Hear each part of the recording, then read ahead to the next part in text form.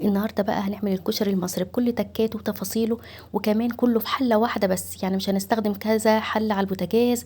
طبعا يوم الكشري المصري دوت بيبقى كذا حله، ونقعد بقى نعك في حلال كتير ونغسل مواعين كتير ونقف كتير.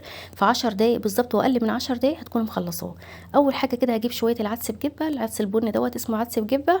هنجيبه دوت بتاع الكشري المصري على قد بقى ما انت عايزه تعملي. انا حطيت حوالي 5 معالق كده من العدس بجبه كده، وحطيت عليهم ميه مغليه، وهغطيهم كده بطبق واسيبهم كده واركنهم على جنب. وكده ايه، انا خلصت كده من العدس. الخطوه بقى اللي بعد كده هجيب بصل، ده بقى اللي بيحب البصل او الورد اللي هو الورد الكشري اللي بيقولوا عليه. هتجيبي بصليه كده، بصلتين 3 برضو على حسب الكميه اللي انت عاملاها. الكميه اللي انا عاملاها ديت تكفي ما شاء الله 5 افراد، وممتازه جدا. تمام. طبعا انا بقطعه كده سلايس او ترانشات كده بالورب كده. هشيل بقى الحته اللي هي بتبقى ناشفه دي، علشان ايه لما اجي افرفطه كده من بعضه يتفرفط معايا. وهبدا ان انا اقطعه كده بالسكينه كده بالورب. تمام. كله بقى هعمله بقى في حله واحده، لا مواعين كتير ولا وقفه كتير. يعني لو انت عايزه تعملي غدا سريع، او مش عايزه تعملي بقى مواعين كتير ومش عايزه تقف كتير، بجد دوت مش هياخد منك اي وقت خالص ولا مواعين كتير، وفي نفس الوقت كمان انجاز. وغدا بقى عايزه اقول لكم بصراحه فوق الممتاز، والطعم روعه جنان جدا. وهتشوفوا هنعمل تفاصيل دي والتكات دي كلها ازاي. طبعا حطيته البصل كده في بوله كده صغيره، واحط عليه معلقه كبيره كده مليانه من النشا. هبدا افرفطه كده من بعضه، وهيتفرفط كده معايا بكل سهوله. ولو لقيت كده حاجه لازقه في بعضها هفكها كده من بعضها. انا عايزاها كلها تشرب من النشا ديت، علشان يطلع البصل معايا كده مقرمش ولونه ذهبي كده وجميل معايا. حبايب قلبي، بفكركم ما تنسوش تحطوا اللايك الجميل بتاعكم وكومنت حلو كده يشجعني على الاستمرارية. ويا ريت ما تنسوش اللايك علشان الفيديو يترفع يعني وكله يستفاد منه. تمام. واللي ما اشتركش في القناة طبعا اكيد هيشرفني اشتراكه.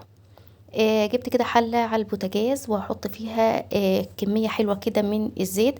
يعني تكون يعني مغطية على الأقل كده نص البصل. وما تقلقوش من الزيت الكتير دوت، عشان الزيت الكتير دوت أنا هدخله في كل حاجة معايا. أولا هو هيحمر البصل كويس جدا. ثانيا الزيت اللي هيفيض هقول لكم هنعمل بيه ايه دلوقتي. طبعا هبدأ ان انا اقلب البصل كده واحطه كده ايه جنب بعضه كده، علشان خاطر كل بصلاية تبقى شاربة كده من الزيت ومتحمرة. هيتحمر معايا مش هياخد وقت خالص، وهيوصل للون الجميل دوت اللي هو اللون الذهبي. طبعا ايديا فيه علشان هو مش ينفع يغمق عن كده، يعني بقى غامق عن كده هيبقى معايا ممرر ومش هيبقى حلو خالص. طبعا هجيب معايا صينيه او طبق هحط فيها مناديل مطبخ، وهبدا ان انا اطلع البصل دوت وافرده عليها كده. لازم يكون مفرود علشان خاطر يبقى مقرمش، وكمان مناديل المطبخ ديت تشرب كل الزيت الزياده فيه. تمام. خلاص انا خلصت كده من الخطوه بتاعه البصل. وطبعا الخطوه دي اختياري للي بيحب البصل، يعني لو في اطفال ومش بيحبوا البصل ولا اي حاجه خلاص مش لازم بصل. انا بقى هجيب بقى معلش هنكلف كده نفسنا شويه ونجيب حله تانية، عشان طبعا صلصه الكشري. صلصه الكشري ديت الوحيده مش هينفع نعملها طبعا مع بقيه المكونات لازم تكون لوحدها. هجيب بقى حله، هجيب طاسه، هجيب طبق ألمونيا على قد ما انتي هتعملي. هجيب بقى كده ايه كم فاص توم كده مفرومين، وهبدا ان انا احطهم كده في شويه من الزيت اللي انا كنت استخدمته لتحمير البصل. وهبدا احط شويه كده كزبره ناشفه، ودي سر طعم صلصه الكشري. بجد بتوديها في حته تانية خالص، بيبقى نفسها وطعمها حلو قوي زي بتاعه المحلات بالظبط. والحله التانية اللي انتوا شايفينها الصغننه دي، علشان كمان انا هعمل شويه من الليمون او الدقه اللي بيقولوا عليها. طبعا ودي اختياري، لان لو في حد ما بيحبهاش، في ناس كتير ما بتحبش دقه الليمون دوت عادي ممكن ما تعملهاش خالص وتشيليها. بس انا عايزه اعمل لكم الوجبه كامله متكامله. ممكن بقى تعملها في كنكه عندك صغيره، ممكن برضو تعملها في طبق ألمونيا صغير براحتك خالص، لو مش عايزه تستهلكي برضو مواعين كتير. لكن بقيه بقى المكونات كلها هحطها في الحله اللي هي الكبيره، مكان اللي كان فيها الزيت ديت او ما زال فيها الزيت. طبعا حطيت على صلصه الكشري شويه من الخل بعد ما حطيت الطماطم، وحطيت شويه من الكمون وشويه من الملح والفلفل. وبكده كمان بقت جاهزه معايا صلصه الكشري. خلاص كده هغطي عليها واسيبها تتسبك كده مع نفسها. كنت ناسيه كمان احط معلقه من الصلصه هوريها لكم دلوقتي.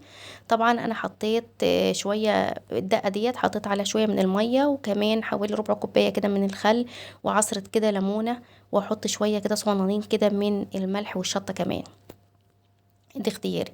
وكمان خدت حوالي معلقتين كده من الزيت، وهولع عليها النار والكمون طبعا، وهولع عليها النار يا دوب تغلي غلوتين كده، وهطفي عليها. وكده كمان الدقة اللي هي بتاعه الليمون ديت كمان جاهزة معايا. كمان كده انا خلاص هركنها بقى على جنب، وهبدأ بقى ان انا اشوف بقية الخطوات التانية. يعني انا مش هسلق المكرونة في حلة، واعمل الرز في حلة، واعمل العدس في حلة، ده كده بقى حلل كتير جدا.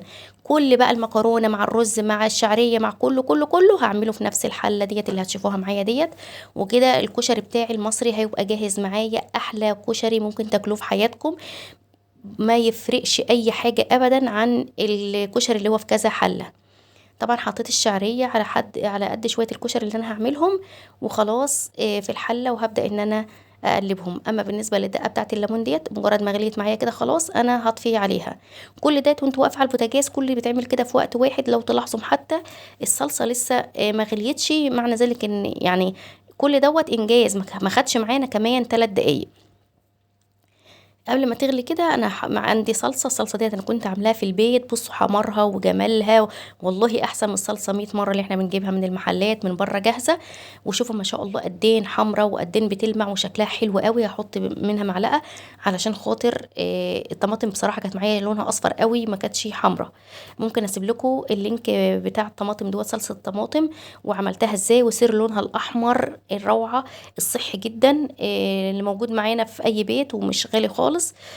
تحطوه على الصلصه، بخلي الصلصه ما شاء الله بيوريه وحمرا كده وطلعوها احسن من صلصه المحلات.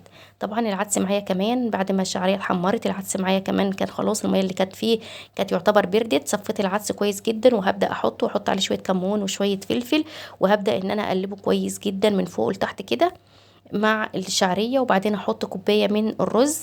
زي ما قلت لكم الكشري دوت بيتاكل سخن كده وبيتاكل في ساعتها، وهو زي ما قلت لكم الوجبه دي تكفي ما شاء الله 5 افراد. تمام. هبدا ان انا اقلب الرز مع العدس مع الشعريه كده. لازم الرز يسخن كده من فوق لتحت كده علشان خاطر ياخد بقى يعني تبقى الرزايه كده مفلفله كده وتبقى طعمها حلو كمان. معلش التليفون فوجئت ان هو فاصل وما اخدتش بالي. انا حطيت شويه من المكرونه من غير ما اسلقهم خالص، اللي هي المكرونه ديت اللي هي بتاعه الكشري، وشويه من المكرونه الاسباجيتي كسرتهم وفردتهم كويس جدا وحطيتهم برضو. طبعا انا حطيت الاول المكرونه العاديه، وبعدين قلبت ومن فوق لتحت كده وسويت القعد كويس، وبعدين رحت جايه بعد ما حطيت القعد رحت جايه حاطه المكرونه العاديه. طبعا انا غرفت بقى خلصت كده، اول ما غليت رحت جايه مهديه عليها النار خالص، وبعدين رحت جايه مقلبه بقى تقلبتين. المكرونه بقى اتقلبت، بقت المكرونه بقى الاسباجيتي طريت خالص وخدت بقى من الطعم، واتقلبت فوق لتحت كده، وسبتها لغايه ما كله استوى مع بعضه. وقدمتها كده بالف هنا وشفا، طبق فوق الممتاز وريحته روعه. دي طبعا الصلصه وديت كمان الدقة كمان. الدقة ديت او الصلصة ديت، الصلصة نفسها ممكن تحط عليها شطة للي عايز او للي حابب الشطة. بصوا قد ايه مفلفل وطعمه حلو جدا جدا. شويه بقى كده اللي عايز بقى يحط بقى، ده بقى اختياري. حطيت كده بره عشان اللي عايز يحط من الليمون دوت او الدقه دوت يحط، واللي عايز يحط من الصلصه يحط. على فكره اللي هناك دي كانت شطه. انا خدت شويه من الصلصه، بس انا اسفه الفيديو اللي لقيت الفيديو فاصل وانا مش خدت بالي. خدت شويه من الصلصه اللي انا مسبكاهم ورحت حاطه عليهم شويه شطه كتير كده على جنب علشان يبقى صلصه الشطه.